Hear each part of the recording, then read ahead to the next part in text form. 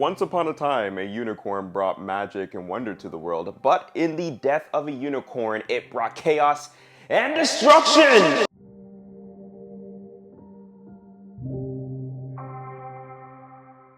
So Elliot and Ridley, played by Paul Rudd and Jenna Ortega, are heading to a big pharmaceutical owner's estate where they meet an untimely end. Not for them, but for an animal that they hid. And turns out that the animal was a unicorn. So what they do is they decide to bring it with them to bury it, but they don't realize that they didn't finish the job. Take him out of town and finish the job now! Pharmaceutical Big Boss is sickly, and if you are familiar with the lore, unicorn's blood cures just about anything. So put two and two together. Well, I mean, one and one together, because one.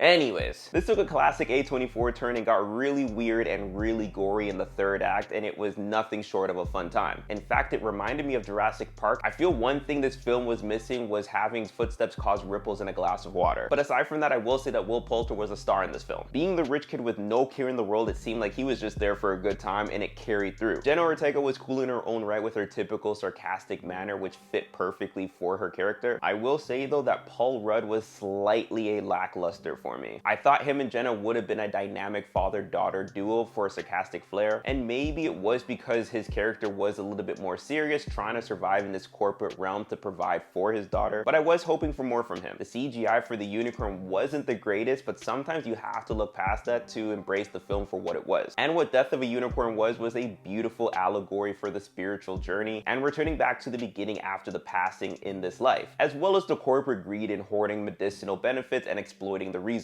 A24 has been on a massive run recently, and even though Death of a Unicorn isn't its best film that they put out, it was still pretty damn enjoyable. The build-up was steady, and as time went on, I figured out where they were going with it, and I wasn't disappointed. But yeah, personally, I did enjoy Death of a Unicorn. It is something that I would recommend to people. It was fun, and it had its comedic moments, even though some of those moments did feel slightly forced. But we keep it pushing. And if you like this review and want more, please support your boy. And yeah, that's about it.